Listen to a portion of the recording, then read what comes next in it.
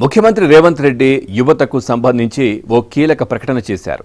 దేశంలో 21 ఏళ్లు నిండిన యువతకు ఎమ్మెల్యేలుగా, ఎంపీలుగా పోటీ చేసే అవకాశం కల్పించాలని అన్నారు.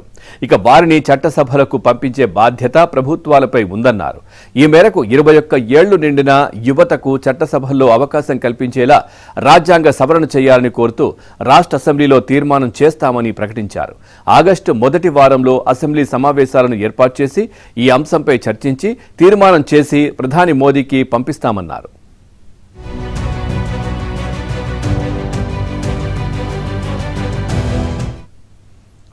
ఢిల్లీలో జంతర్ మంతర్ వద్ద విద్యార్థులపై జరిగిన దాడి, కేంద్ర ప్రభుత్వ తీరుకు నిరసనగా శనివారం రాత్రి నెక్లెస్ రోడ్లోని పీపుల్స్ ప్లాజా నుంచి ఇందిరాగాంధీ విగ్రహం వరకు కాంగ్రెస్ పార్టీ నిర్వహించిన సంఘీభావ కొవ్వొత్తుల ర్యాలీలో సీఎం రేవంత్ పాల్గొన్నారు.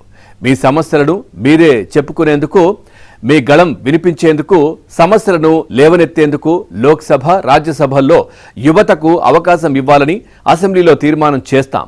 పార్లమెంట్లో రాహుల్ గాంధీ, మల్లికార్జున ఖర్గేల నేతృత్వంలో ఆ బిల్లును ఆమోదించేలా కాంగ్రెస్ పార్టీ ప్రయత్నం చేస్తుందని హామీ ఇస్తున్నా. ఐటీ, విద్యాశాఖ, ఇతర అత్యంత కీలకమైన శాఖలకు 21 ఏళ్లు నిండిన యువత మంత్రులైతే తప్పకుండా దేశ భవిష్యత్తు మారుతుంది.